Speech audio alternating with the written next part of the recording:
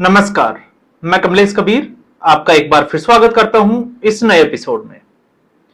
आज के इस एपिसोड में हम राहुल गांधी के कोलंबिया कनेक्शन को रहस्य से या हम कहें कि उसके रहस्य से पर्दा उठाने का प्रयास करेंगे और एक सही आकलन की स्थिति में कैसे पहुंच सकते हैं हम उसका भी अंदाजा लगाने की कोशिश करेंगे। राहुल गांधी जब भी इस देश में किसी राज्य में चुनाव होने होते हैं उससे ठीक पहले इसी तरीके से कुछ गुप्त यात्राएं करते हैं अलग अलग देशों की।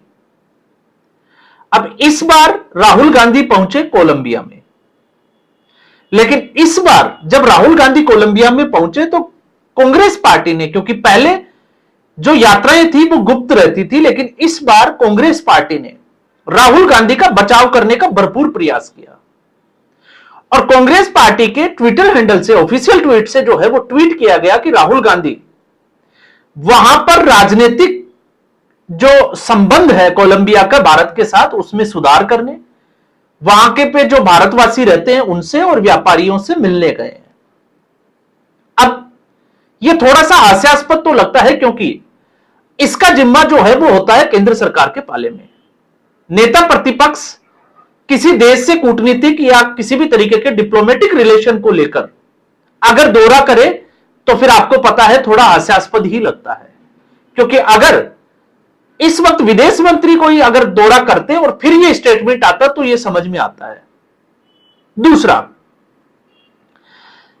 आपने देखा होगा जब भी हम सनातन संस्कृति की और हिंदू संस्कृति की बात करते हैं तो हमारा ओरा जो होता है, क्योंकि हमारी बॉडी के चारों तरफ एक मैग्नेटिक फील्ड होता है, तो ठीक ऐसे ही किसी भी स्थान का, किसी भी प्लेस का अपना एक ओरा होता है और यह ओरा जनरेट होता है उसके विचारों से कि आप जो है वो एक समय पे एक ही स्थान पर कितना समय जो है वो किन विचारों के साथ गुजारते हैं, तो ठीक उसी तरीके का ओरा जनरेट हो जाता है। अब जब ओरा जनरेट हो जाता है तो कोई भी बाहरी व्यक्ति उस ओरा के प्रभाव में जाता है तो वो ओरा अपना प्रभाव उसके ऊपर भी डालता है और जब वो उसके ऊपर प्रभाव डालता है तो फिर उसका असर उस व्यक्ति विशेष में दिखाई देने लगता है। और आपने देखा होगा हमारी संस्कृति में, चाहे वो किसी भी धर्म को मानने वाले हो, जब हम भगवान की फोटो की या अगर सिख धर्म में बात करते हैं तो जितने भी 10 गुरु हैं उनके जो सिर होता है उसके पीछे एक दिव्य ओरा। आप जो है वो ईसाई धर्म में जाइए तो यीशु के जो जिनको ये मानते हैं धर्म के लोग, उनके पीछे तो वो एक चक्कर सा जो है वो दिखाया जाता है, दिव्य ओरा। तो ये दिव्य ओरा, इसको ही हम ओरा कह सकते हैं। अब ये ओरा जनरेट होता है तो उसका उदाहरण कैसे, आप इसको ऐसे भी समझ सकते हैं जैसे अगर हमारा पेट भरा हुआ है लेकिन उसके बावजूद जब हम किचन में जाते हैं और कुछ मिठाइयां दिखती है तो हमारा मन जो है वो खाने को करता है। क्यों? क्योंकि उस ओरा में, उस किचन में खाने का जो ओरा है वो प्रभावी हो रहा है। तो ठीक ऐसे ही जब हम हॉस्पिटल में जाते हैं तो हम बिल्कुल स्वस्थ हैं, लेकिन फिर भी जब हॉस्पिटल का दौरा करते हैं, विजिट करते हैं, तो 2 घंटे 4 घंटे बाद जब हम वहां से आते हैं तो हमारा, क्योंकि वहां पर सैडनेस का एक ओरा होता है, वो ओरा अपने ऊपर जो है वो प्रभाव डालता है और फिर हमारी भी जो है वो सिर दर्द करता है या थोड़ी थकान सी हमें फील होती है, तो हम वहां से दुखी होकर लौटते हैं। तो ठीक ऐसे ही जब हम लाइब्रेरी में जाते हैं तो पढ़ने की इच्छा होती है क्योंकि वहां पर पढ़ने का ओरा होता है। बिस्तर में क्योंकि 6 से 7 घंटे हम लगातार जो है वो सबसे ज्यादा समय व्यतीत करते हैं तो वहां पर स्लीपिंग ओरा जनरेट हो जाता है और जब हम बिस्तर के आसपास जाते हैं तो थोड़ी देर में हमें नींद आना शुरू हो जाती है, तो यह होता है प्रभावी ओरा। ठीक ऐसे ही मंदिर में जाते हैं तो भक्ति भाव का जो ओरा होता है वो अपना प्रभाव छोड़ता है और फिर हम उस प्रभाव में आकर उसी तरीके से सोचना स्टार्ट कर देते हैं।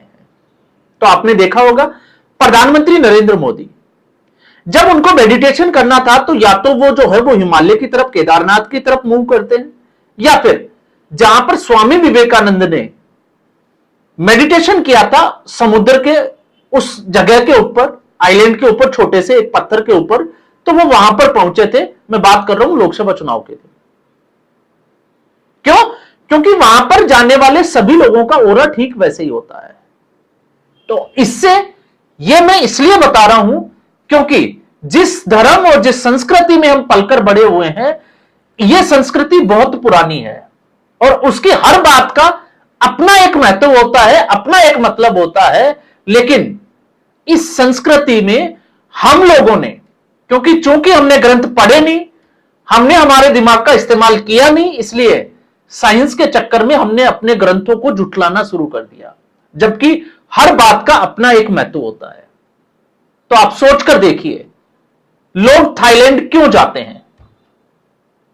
तो जो लोग थाईलैंड जाते हैं उनकी मानसिकता और थाईलैंड का जो ओरा है, वो ओरा ये कहता है कि वहां पर मसाज के लिए जाते हैं, वहां पर लोग अय्यासी के लिए जाते हैं, अपनी थकान मिटाने के लिए। अब ऐसी सूरत में आप मेडिटेशन करने के लिए थाईलैंड का रास्ता नहीं चुनोगे। लेकिन राहुल गांधी और कांग्रेस पार्टी जब यह कहें कि राहुल गांधी मेडिटेशन करने गए थे थाईलैंड, तो यह आपको जो है वो इस पे विचार करना पड़ेगा। अब ठीक ऐसे ही हम बात करते हैं, मान लीजिए आपको किसी को मेडिटेशन करना है तो वो पाकिस्तान थोड़ी जाएगा, और जब पाकिस्तान का नाम हमारे जहन में आता है तो फिर आतंकवाद और वो तमाम तरीके की चीजें, आईएसआईएस की चीजें जो है वो हमारे दिमाग में निकल कर, या हम कहें कि वो थॉट्स जो है वो बाहर आना शुरू हो जाते हैं। तो राहुल गांधी का ये दौरा है कोलंबिया का। अब कोलंबिया का जो दौरा है, तो कोलंबिया, क्योंकि जब कांग्रेस पार्टी ये कहते हैं कि राहुल गांधी लोकतंत्र बचाने के लिए गए हैं, और राहुल गांधी ने भी वहां से यही आह्वान किया है कि लोकतंत्र खतरे में है भारत का, और धरती कौन सी है? कोलंबिया। थोड़ा सा कोलंबिया का इतिहास को हम समझ लेते हैं। कोलंबिया प्रसिद्ध है ड्रग्स के लिए और दूसरा देह व्यापार के लिए। यह पूरी दुनिया में कोलंबिया की खास बात है, जिसमें 11 साल की लड़कियों को ही इस कारोबार में धकेल दिया जाता है, बेच दिया जाता है। अब जब हम ड्रग्स की बात करते हैं तो यहां पर कोकीन की खेती सबसे ज्यादा होती है, सॉरी कोका की खेती होती है जिससे कोकीन बनती है। और इस दुनिया में सबसे बड़ा अगर कोई ड्रग्स माफिया है तो वो है लॉर्ड, या हम कहें कि ड्रग्स का जिसमें एक शब्द यूज किया जाता है, लॉर्ड पाओलो एस्कोबार, और उसका शहर है मेडेलिन शहर, जिसमें उसका घर है कोलंबिया। तो जितने भी ड्रग्स के बड़े बड़े कार्टेल्स जो है वो कोलंबिया में है। और आपने देखा होगा अमेरिका इससे परेशान है, और अमेरिका कई बार चेतावनी दे चुका है कि ड्रग्स माफियाओं पर कंट्रोल करे कोलंबिया, लेकिन आज तक ऐसा कुछ नहीं हुआ। तो अब जिस धरती पर लोकतंत्र बचाने की बात हो रही है, उस धरती के हम राष्ट्रपति की बात करते हैं। तो इस वक्त राष्ट्रपति है गुस्तावो पेट्रो उरुग्वे, और यह पूरा व्यक्ति जो है वो कम्युनिस्ट है, यह वामपंथी विचारधारा का राष्ट्रपति है, और इसकी हरकतों की वजह से वहां की कांग्रेस पार्टी भी इसके समर्थन में खड़ी नहीं है। यह इसको थोड़ा सा समझ लीजिए। और जहां पे ड्रग्स माफिया है, तो जब गुस्तावो पेट्रो चुनाव में खड़े हुए थे तो इनके प्रतिद्वंदी उम्मीदवार को एक रैली में जो है वो गोलियां मार दी गई थी, घायल कर दिया गया था। तो जहां ड्रग्स है वहां पर अपराध आप पता लगा सकते हैं। तो दो चीजें बड़ी कॉमन है, एक ड्रग्स माफिया और दूसरा देह व्यापार। अब इसको लेकर अगर आप राहुल गांधी के साथ जोड़कर देखना चाहते हो तो एक बार खबर आई थी कि राहुल गांधी को किसी दूसरे कंट्री में जो है वो ड्रग्स के साथ पकड़ा गया था। अब मैं इस पे जो है वो एक अलग से वीडियो बनाऊंगा, क्योंकि इसके पहले मैं फैक्ट्स निकालूंगा कि सच्चाई क्या है, और फिर ये जो है वो सच्चाई या उस वक्त की जो ये धारणा थी, जो बातें निकल कर आई थी, वो ये थी कि अटल बिहारी वाजपेयी की सरकार ने बचाया था। और दूसरा राहुल गांधी का एक किसी महिला के साथ संबंध, जिसने 1999 के बाद में भारत में दौरा भी किया और चुनाव में कुछ रैलियों में भी वो देखी गई। मैं उसमें उन दोनों बातों पे इस वीडियो में नहीं जाना चाहता, लेकिन मैं कोलंबिया की जब बात करता हूं तो उसमें मुझे एक अजीब बात और मिली, और वो अजीब बात यह मिली कि गुस्तावो जो पेट्रो है वो दोहरी नागरिकता है उसके पास में। तो राहुल गांधी के पास में भी दोहरी नागरिकता मामला जो है वो कोर्ट में चल रहा है, एक भारतीय नागरिकता और दूसरी ब्रिटेन की। लेकिन गुस्तावो पेट्रो जो है उसकी जो नागरिकता है एक कोलंबिया की और एक दूसरी नागरिकता है इटली की। तो अब आपको समझ में आया होगा कि कनेक्शन जो है वो है क्या। और राहुल गांधी के आसपास जिन लोगों ने राहुल गांधी का यह दौरा अगर इस मकसद से किया है तो आप समझ सकते हैं कि राहुल गांधी के आसपास के लोग जो है वो वामपंथी विचारधारा वाले ही है।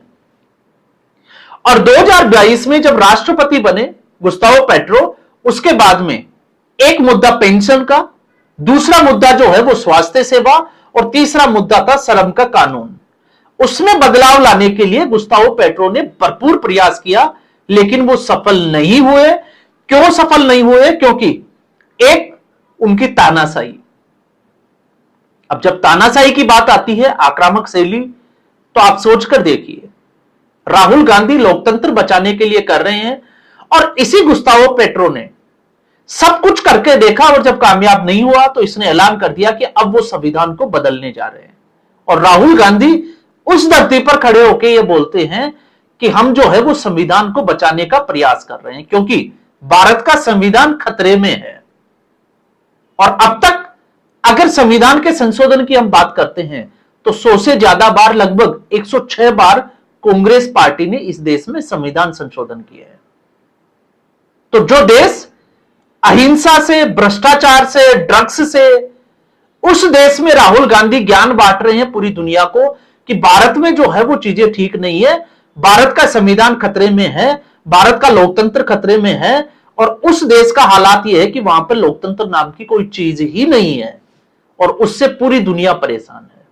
तो ये ठीक वैसी बात है जो पाकिस्तान से ये उम्मीद करे कि हम जो है वो आतंकवाद से लड़ाई लड़ रहे हैं, हम आतंकवाद से ग्रसित है, तो ये बात जो है वो थोड़ी सी हास्यास्पद लगेगी। क्यों? क्योंकि पाकिस्तान खुद जो है वो इस आतंकवाद की जननी है। तो अब आप अंदाजा लगाइए राहुल गांधी के इस दौरे का। कुछ बातें मैंने जो है वो इसमें से निकालने की कोशिश की, और राहुल गांधी जिस रास्ते पर अभी चल पड़े हैं उस रास्ते पर सिर्फ और सिर्फ कांग्रेस पार्टी का अंधकार ही नजर आता है, जिसमें कांग्रेस पार्टी का समूल विनाश।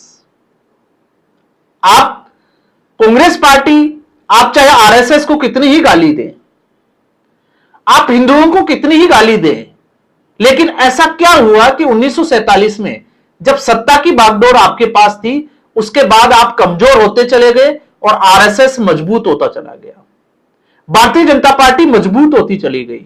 मतलब कहीं तो जाकर कुछ तो बदलाव आपको करना पड़ेगा, क्योंकि आप इतना पिछड़ गए हो।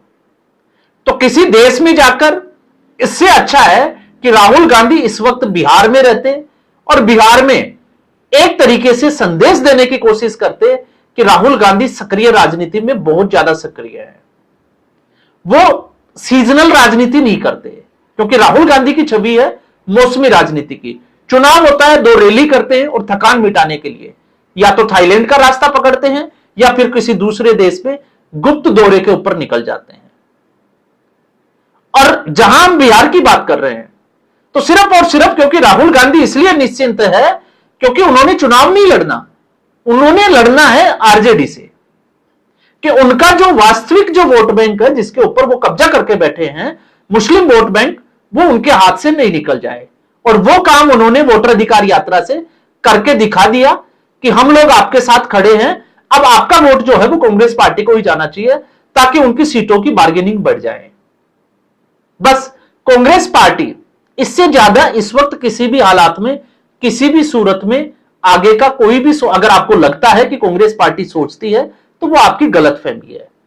और कांग्रेस पार्टी ये सोचे कि भारतीय जनता पार्टी के साथ उसका मुकाबला है, यह भी बिल्कुल गलत है, क्योंकि कांग्रेस पार्टी का मुकाबला सिर्फ और सिर्फ क्षेत्रीय दलों से है, उन क्षेत्रीय दलों से जिसके ऊपर, या हम कहें कि जिसने कांग्रेस पार्टी से उसका मूल जो वोट बैंक है, मुस्लिम वोट बैंक, वो छीन लिया। चाहे आप पश्चिम बंगाल में ममता बनर्जी की बात करें, चाहे आप उत्तर प्रदेश में अखिलेश यादव की बात करें, या फिर बिहार में आप आरजेडी की बात करें।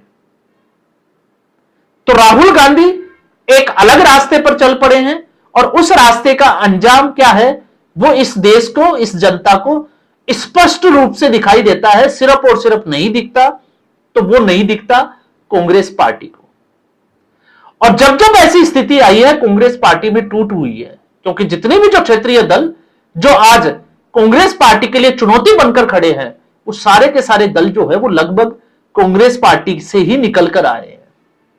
तो यह है राहुल गांधी के कोलंबिया दौरे की सच्चाई। अब कुछ फैक्ट्स मैंने आपके साथ रखे हैं, अगर मैं इससे ज्यादा कुछ चर्चा करूंगा तो फिर वीडियो जो है वो बहुत लंबा हो जाएगा। और आपसे मैं उम्मीद यही करूंगा कि मैंने जो फैक्ट्स निकाले हैं आप उन तथ्यों को एक बार चेक करें, रिसर्च करें। आपको लगेगा और आपके सामने ऐसी बहुत सारी जानकारियां जो है वो निकलकर सामने आएगी कि आखिर कोलंबिया से अगर डेमोक्रेसी बचाने की बात चल रही है तो उसके पीछे का कारण क्या है। और दूसरा, राहुल गांधी के गुप्त रहस्य, जो गुप्त यात्राएं हैं उसके रहस्य से पर्दा उठाना है। तो आपको जो है वो फिर जो मैंने शुरू में कहा था कि हमारी जो संस्कृति है, हमारे जो ग्रंथ है उनको पढ़े और स्थान विशेष का जहां दौरा किया जाता है वहां के थॉट्स क्या है उसको समझने का प्रयास करें। आपको सारी कहानी जो है वो समझ में आना शुरू हो जाएगी। तो आज के एपिसोड में बस इतना ही। उम्मीद करूंगा वीडियो एपिसोड आपको पसंद आया होगा। वीडियो को लाइक करें, शेयर करें, चैनल जरूर सब्सक्राइब करें। धन्यवाद।